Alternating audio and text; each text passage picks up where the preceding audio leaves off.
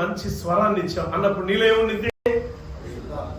Yes, పరిశుద్ధాత్మ ప్రోత్సాహపరిచింది, పరిశుద్ధాత్మ encouragement చేసేది ఎదుటోళ్ళని, పరిశుద్ధాత్మ ఎదుట స్థిరపడేదని చేసేది. అందుకే ఫిలిప్పీ సంఘానికి రాసిన పత్రికలో మొదటి అధ్యాయంలో కొన్ని మాటలు ఉన్నాయి చూడండి. 6వ వచనం చదవక, మొదటి అధ్యాయం 6వ వచనం ఫిలిప్పీ సంఘానికి మొదటి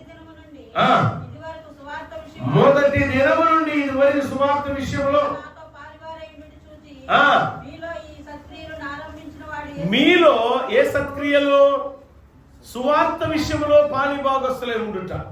అంటే సువార్త విషయంలో విశ్వాస సమూహము ఒక ఆనంద కిరీటం పొందుకోవాలంటే, దేవుని దగ్గర నుంచి విలువైన బహుమతిని పొందుకోవాలంటే సువార్త విషయంలో ఎలా ఉండాలా?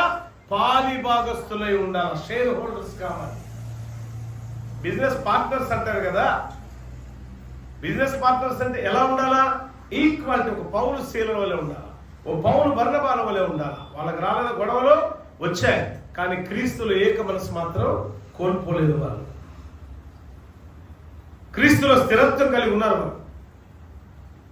వాళ్ళు సాతాను ఏదో విధంగా గలిబిలి చేసినా ప్రభువులో మన స్థిరత్వం కలిగి ఉంటే ప్రభు మనం వాడుకోవడం ప్రారంభిస్తాడు. ప్రభువులో స్థిరత్వం లేకపోతే ప్రభు మనం విడిచిపెడతాడు. కాబట్టి సాతాను ఆడుకోవటం ప్రారంభించింది.